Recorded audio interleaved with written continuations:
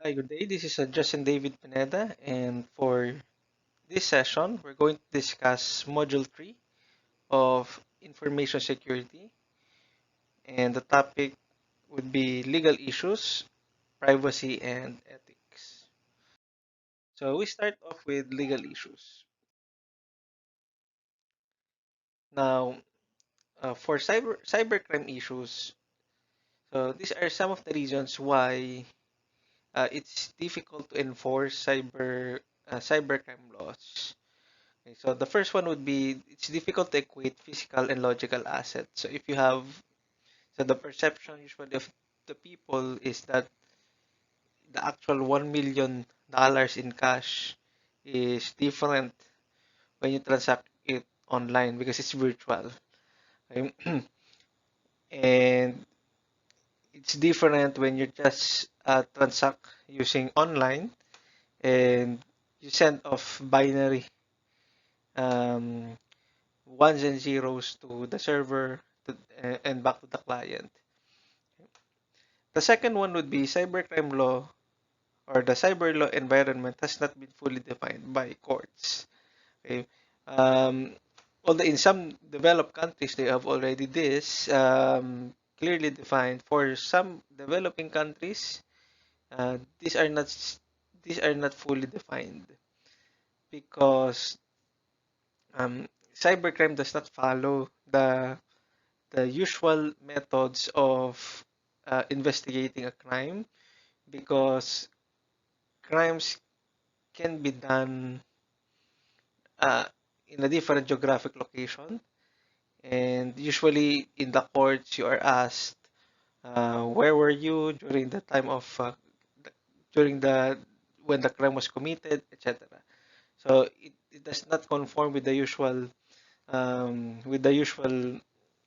methodology in investigating a crime. The third one would be cybercrime spreads global, and the problem there would be the jurisdiction. So I can launch an attack on another country, and another country won't be able to sue me because of jurisdiction issues. Okay?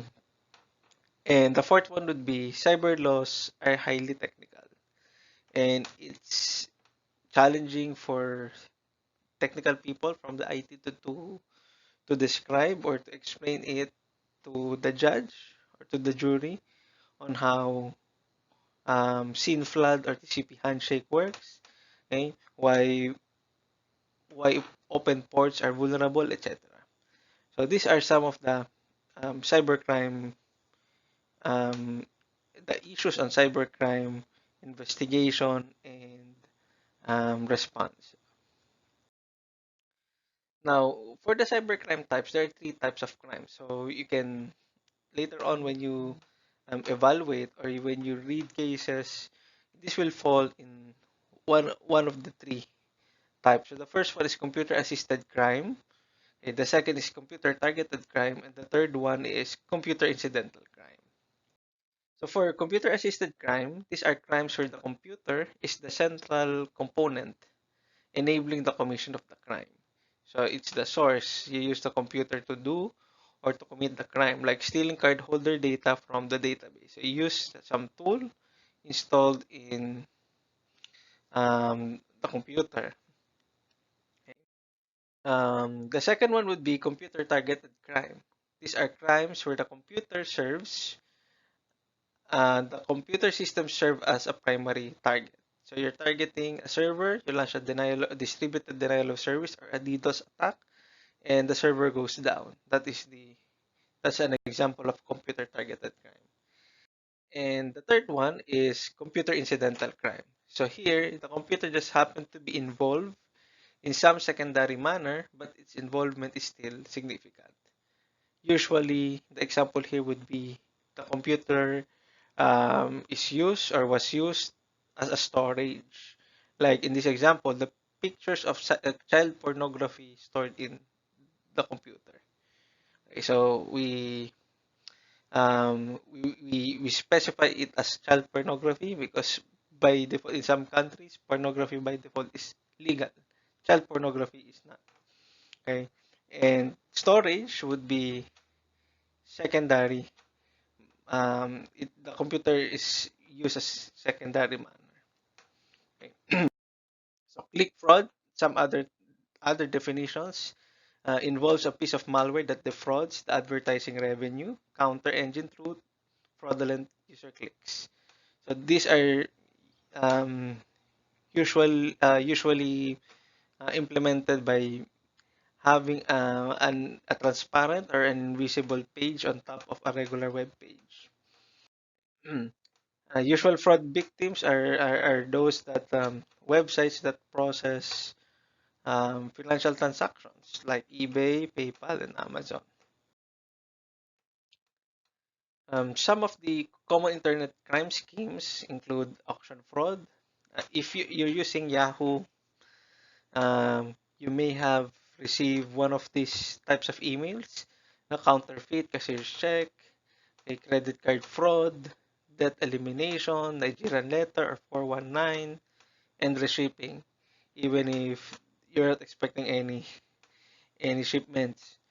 Okay, so usually victims are lured, and they click on the links, and either a malware is installed or you feed some personal information or confidential information, and then this information are used against you, or is used to do a transaction that you do not know.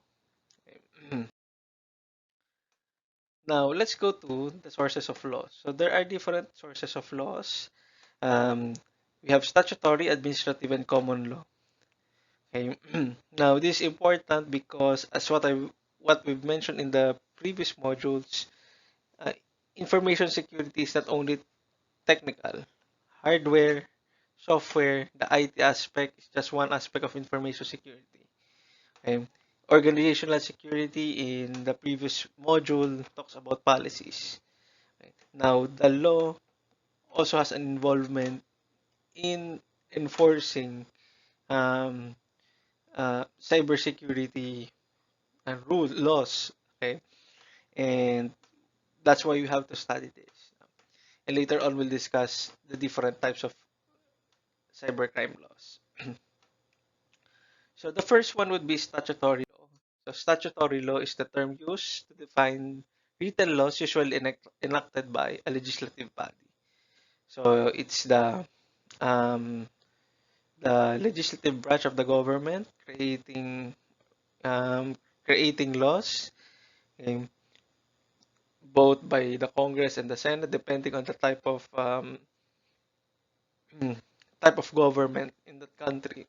But usually, it's the legislative body or legislative branch of the government, and then the president approves or signs the bill into law, and then an IRR, implementing rules and regulations, will be published so that the law will be implemented properly.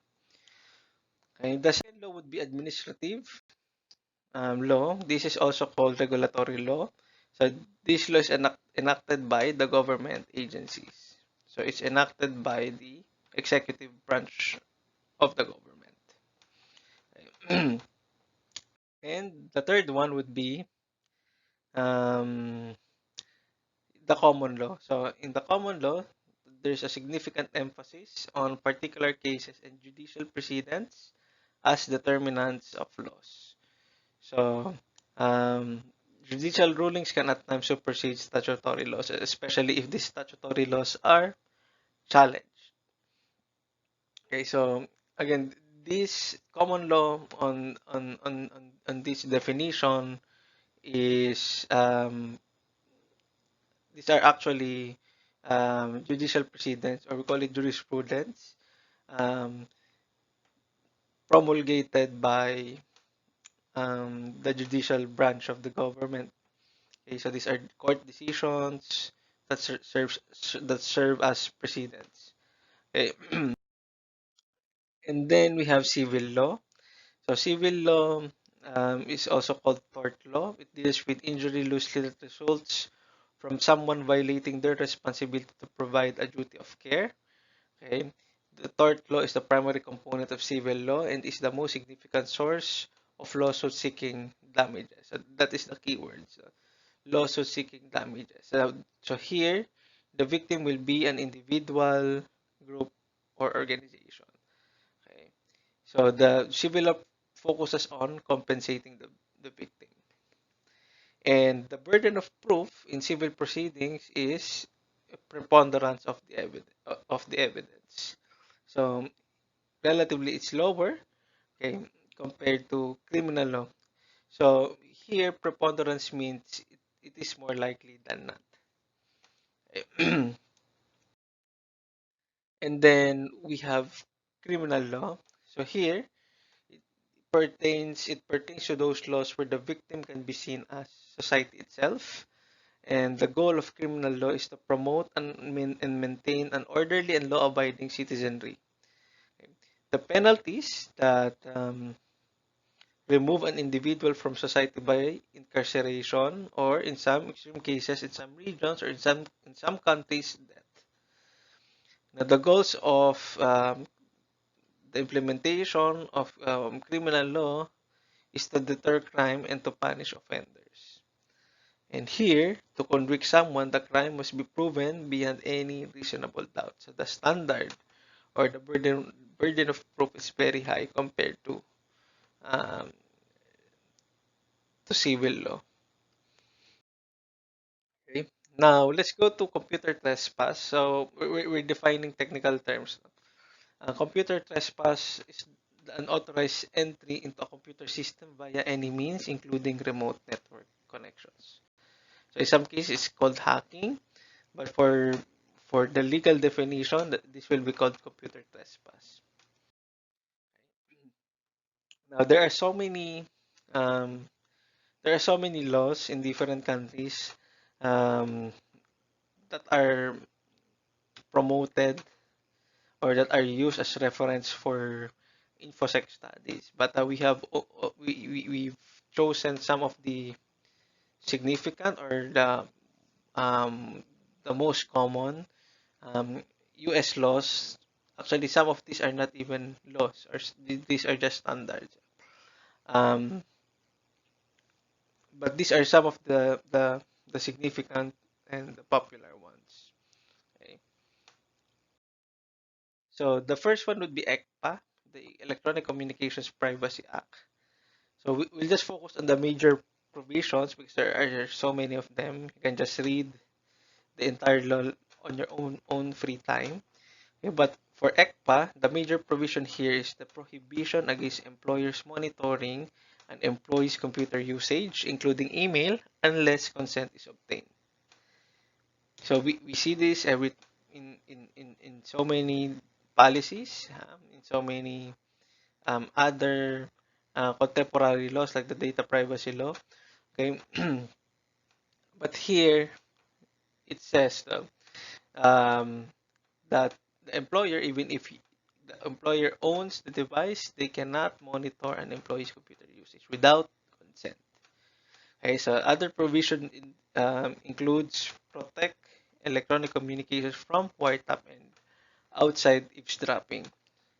Okay, so how does it apply? How is this law applied now in um, in the corporate setting? So here, for the most part, what employers do is that they have a warning, okay, or a reminder, or a condition before the employee can use the device. And in that warning or in that condition or in that reminder, it says there that they can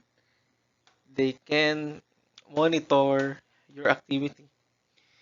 And if you click OK, it says there by clicking OK, you are allowing or you are giving consent to the employer for them to to monitor your activity. So in that sense, you're giving consent already. Otherwise, you won't be able to use the device, and then you won't be productive, and then that would impact your performance, and then you will be let go. So that's how employers do it. Okay. Now, the second law is the Computer Fraud and Abuse Act, or the CFAA. So some of the provisions include criminalizing unauthorized access to computer systems, okay, and makes it a crime to knowingly transmit a program, code, or command that results in damage. Now, CFAA, actually, this is the definition of hacking and creation of malware. So if you access the resource without proper permission, okay, even if you're not supposed to access it, then you will be penalized under the CFAA. Or if you create malware, you will be sued under the CFAA. The third law is the um, Patriot Act of 2001. So this law was passed after as a result of the 9/11 um, attack in the United States. So here, one of the provisions includes tap and trace provisions of existing wiretap statutes to the internet, and mandate certain technological modifications at ISPs to facilitate electronic wiretaps on the internet. So here, um, the government can eavesdrop to conversations of people they think might be a threat to the national security of the United States. Okay. So this is very controversial law because of the potential or the arguments against um, right to privacy. And then GLBA, or the Gramm-Leach-Bliley Act. Here, this law has provisions on the establishment of an opt-out method for individuals to maintain some control over the use of information provided in a business transaction with a member of the financial community. Okay, so that's GLBA. And then we have SOX, or the Sarbanes-Oxley Act. Okay. Some of the important provisions include Section 404, which controls specify that all processes associated with the financial reporting of a firm must be controlled and audited in a regular basis. So this law is for businesses that might be um, hiding the real status of their um, financial statements. And Section 404 requires firms to establish a control-based framework designed to detect or prevent fraud that would result in misstatement of financials. And then number 6 is not a law, but this is a standard, proprietary standard called the PCI DSS. It's the payment card industry data security standards. Okay, so it's a payment card industry including MasterCard and Visa initiative to protect payment card information between banks and merchants. So there are a lot of requirements, um, and some of the checklists, so it varies depending on the scope. Okay, so but generally it's divided into this. The first one would build and maintain a secure network. Number 2 is protect cardholder data. Third is maintain a vulnerability management program. Fourth, implement strong access control measures. Fifth, regularly monitor and test networks. Okay, and then last would be maintain an information security program. Okay, or policy. So these are the requirements of the PCI DSS. That's why if you would notice when you receive a bill or a receipt, several numbers are masked, and the first or the last four digits are the ones only shown. So this is in compliance with PCI DSS and other more. And last would be HIPAA. Some say it's HIPAA, or the Health Insurance Portability and Accountability Act. So here, this law ensures that privacy on medical and health information, including security standards and electronic security provisions. Especially in the United States, because health information is centralized. So it's important to follow, to ensure that the privacy, the health information about that person is properly handled. Now, for the Philippines, we have the E-Commerce Act of 2001, or the RA 8792, and the Cybercrime Prevention Act of 2012, or the RA 10175. So for RA 8792, so this law was passed um, after the issue, or the the issue of the I love you virus. So after the creator of the virus was caught by um, law enforcement agencies, from both in the Philippines and in the United States, they could not prosecute the person because there was no law back then penalizing hacking. So it was an issue for the investors, um, and those that are doing business, those that were doing business in the Philippines at that time, because they were unsure if their information, their IT infra, um, will be protected by the government, or by some law. So um, this law was created. It's called the E-Commerce Act of 2001, or RA 8792.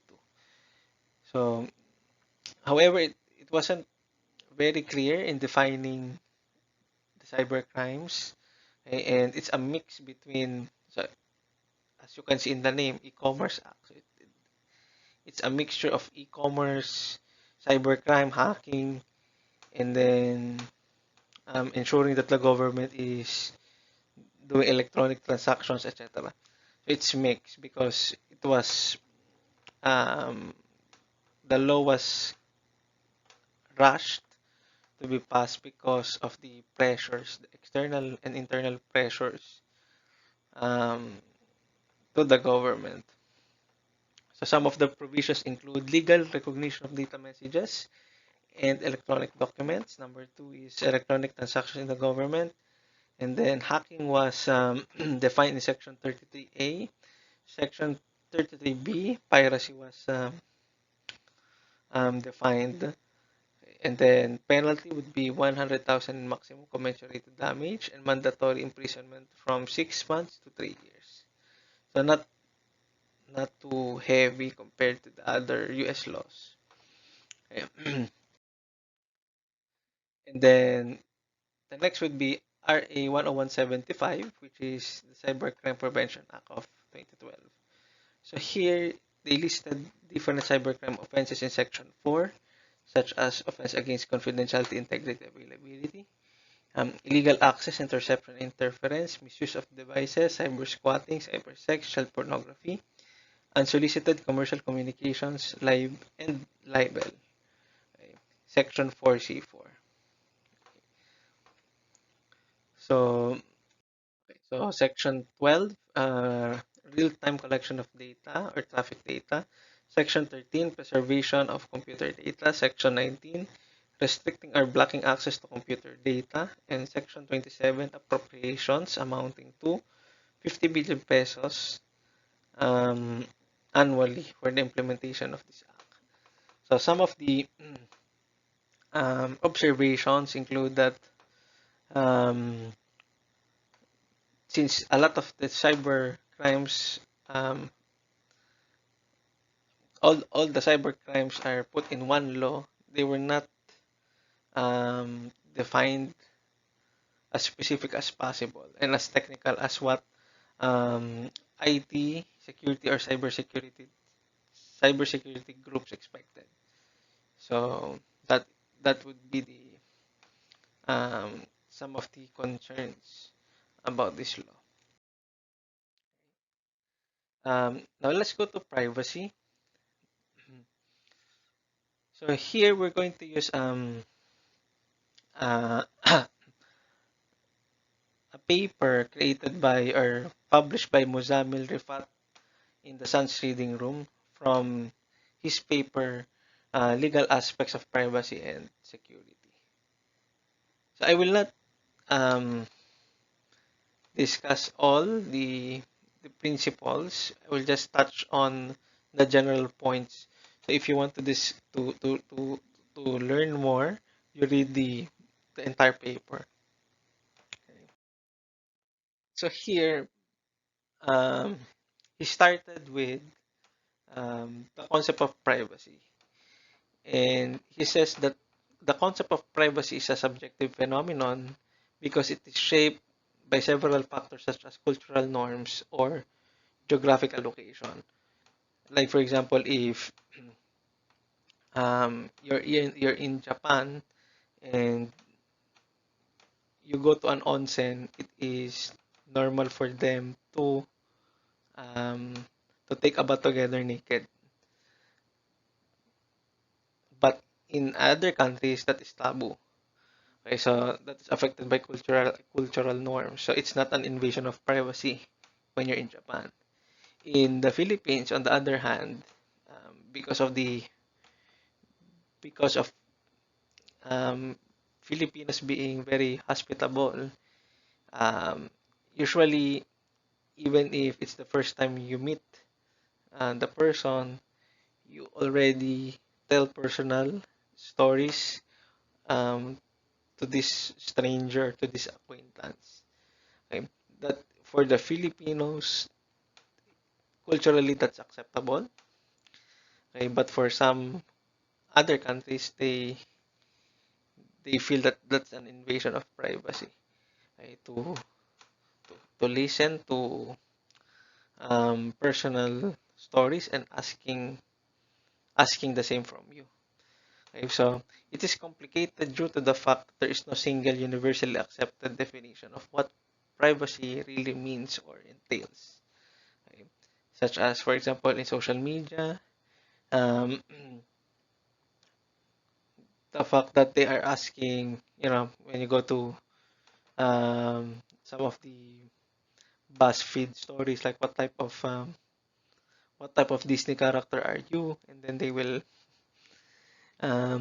ask you to input personal information, and later on, because you are quiet, because you are like this, like that, you like this color, you end up as Cinderella or Snow White or something. Okay, but they are already collecting personal information from you. Okay. Although you consent it, but at the same time, you're giving away personal information. So in some aspects, this can be considered invasion of privacy. And then data mining, correlating your browsing behavior, etc. And then he defined privacy. So here, it came from the Latin word. Privacy came from the Latin word privatus, which means isolated, restricted, personal, or peculiar. Okay? So it's any information that an individual wants to protect from becoming a public knowledge. So here in this strict sense, this is the definition that I think is acceptable for all of us. So this is any information that an individual wants to protect from becoming a public knowledge. And the third bullet is very important also. It is the right, according to Westin 1967, it is the right of the individual to determine when, how, and to what extent there should be disclosure of the information. So now let's go to the philosophical viewpoints on privacy. So I won't be discussing each of these philosophical viewpoints. I'll just enumerate them. So if you want to learn more, please go ahead and read the paper. It's free, and I'll be including it in the description portion. So these are the philosophical viewpoints on privacy. Number one is privacy as control over information. Okay. So if I own the information, okay, then I have the right to give it to somebody else, or I have the right not to give it. Okay. Number two is privacy as derivative right. Number three, privacy as tort. And some of the subtypes include intrusion upon solitude or seclusion or into private affairs. Okay. The second is public disclosure of embarrassing facts. It's very interesting because even if it's the truth, if it's embarrassing, then you're actually invading somebody's privacy. Okay. The third one is publicity in the false light in the public eye. And number four, appropriation of name of likeness for advantage. So that's under privacy as tort. And then next, the fourth philosophical viewpoint is privacy right in the U.S. Constitution, specifically the Fourth Amendment, because there are there are um, words there like um, unreasonable searches, okay, and probable cause that are very vague and may be interpreted in a different way. Okay, so and then there's a very interesting case used in this viewpoint, which is Katz versus United States. Okay. And last is privacy. The last viewpoint is privacy is not a basic requirement of our society. So here is a different school of thought saying that by default we are not um, we should not have or we should not care about privacy. We should give everything because those that are only concerned about their privacy are those that are doing something bad. So that's the viewpoint. So let's skip here. You can just um you can just read through the slide later or read the paper, the entire paper on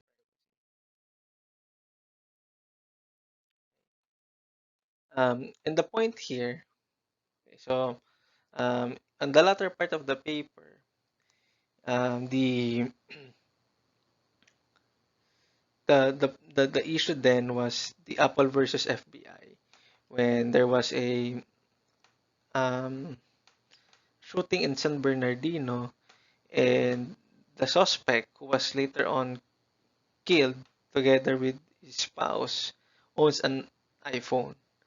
And what FBI wanted was to break the encryption of the iPhone and get information about that suspect because they were linking the suspect to a terrorist group. Okay. And then Apple um, did not follow or did not cooperate with the FBI, and then FBI went to the court, and then the court ruled in favor of FBI, but still Apple did not um, contribute. So what happened then was they say they said that FBI contacted somebody from Israel, and then they they they were able to unlock the phone.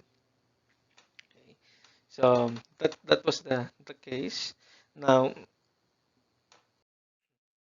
the issues raised by the author. So the issues include, so there are two issues, important issues in the Apple versus FBI case. The first one is that it is a dangerous precedent. Why? So here it's defined. So a principle or rule established in a previous legal case that is either binding on or persuasive for a court or other tribunal when deciding subsequent cases with similar issues or facts. So here, if they ruled in favor of FBI, it will serve as a precedent later on when FBI asks the court to break the encryption of other brands like Samsung or whatever brand that is. Okay.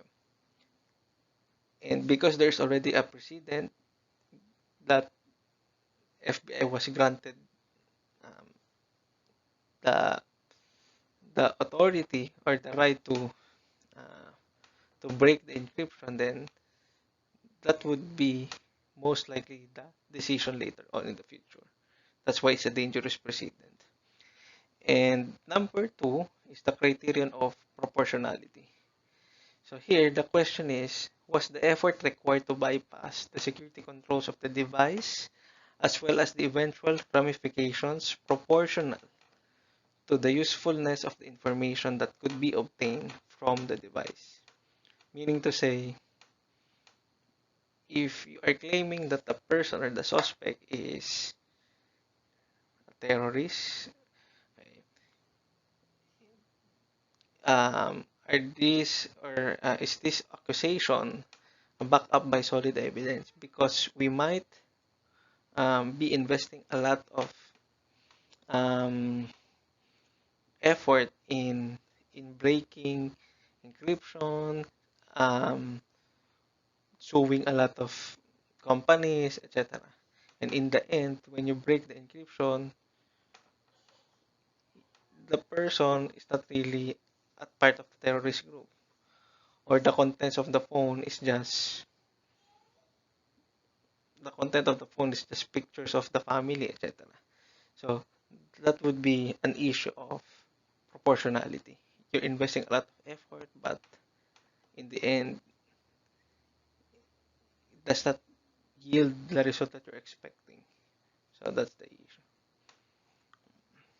Okay, so that is for the private. That's a very good paper. You should give some time um, and read the paper. It is very informative.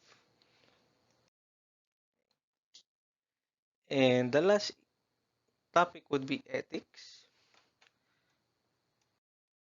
So ethics is defined as the expected behavior of the members from a high-level standpoint. So usually when you belong to a specific profession, like you're a doctor, or you're a teacher, or you're a journalist, or you're an IT professional, there is a code of ethics that you must follow.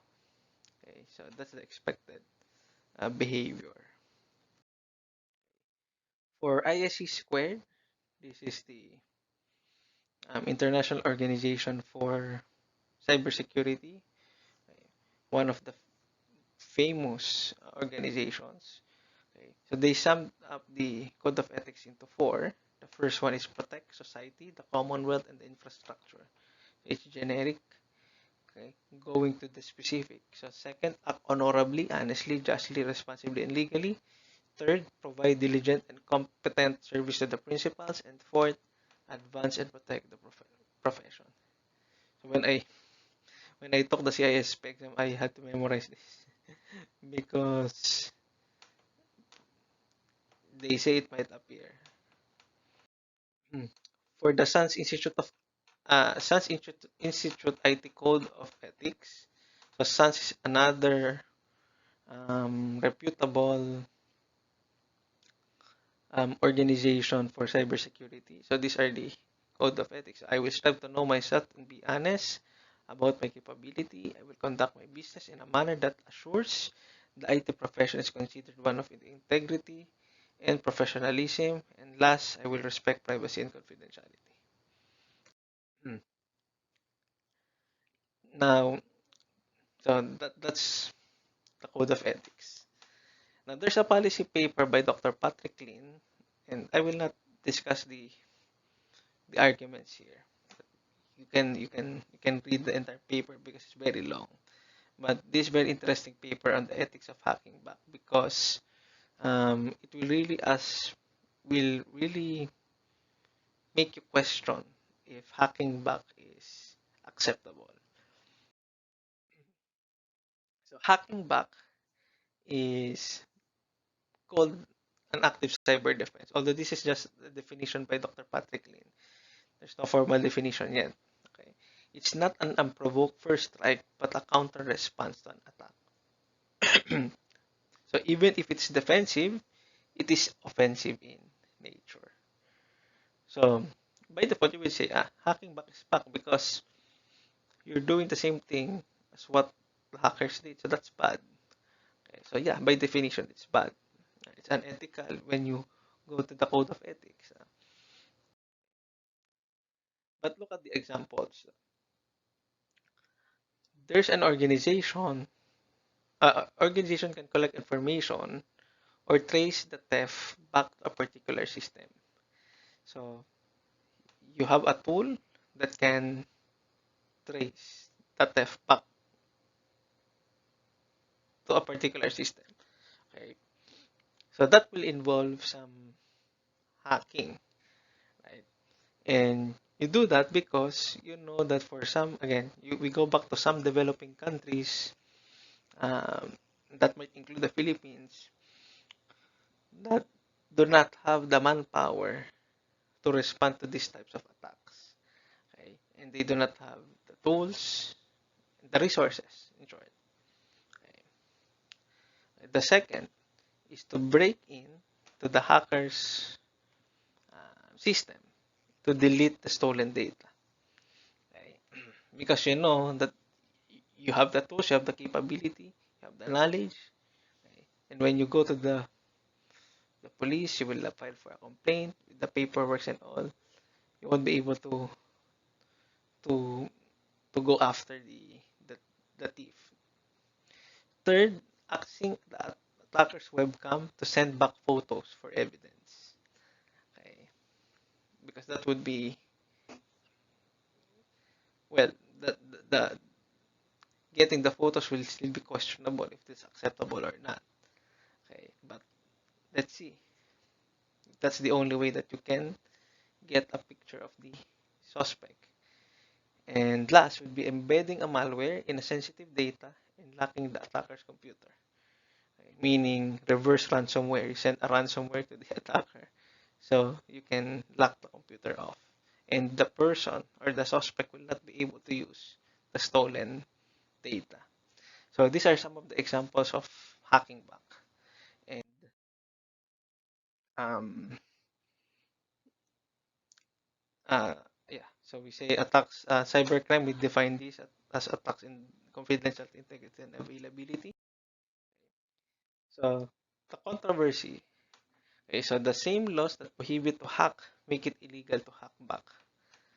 So again, this is a clear definition, right? But look at the second point. The laws did not have hack back in mind when they created it. Okay? So meaning, um, so they did not think that the police may have or the government may have, um, or the government may have a deficiency in the resources or the manpower, and the companies will have some of the resources, advanced resources on their end, because they are ready to protect the organization, and so on. Okay. Now, Dr. Patrick Lin enumerated 6 arguments, um, on hacking back. So this includes these include the following arguments. So argument from the rule of law, argument from self-defense, argument from attribution, argument from escalation, argument from public health, and argument from practical effects. So it's quite long, okay, but you can read the slides later, or you can um, read the entire paper of Dr. Patrick Lin. It's free, and I'll also be including the entire paper in the description part of this video. Okay, so this sums up the discussion for Module 3, Legal Issues, Privacy, and Ethics. So for the legal issues, we have discussed the types of cybercrimes, why enforcing cybercrime laws um, is very difficult or challenging. We discussed the types of laws and discussed some of the significant US and Philippine laws. And then for privacy, we defined what privacy is and enumerated the different philosophical viewpoints on privacy. And last, for ethics, we have discussed what ethics is and provided some examples from ISC squared and SANS. And then we also enumerated and defined what hacking back is and the arguments of hacking back.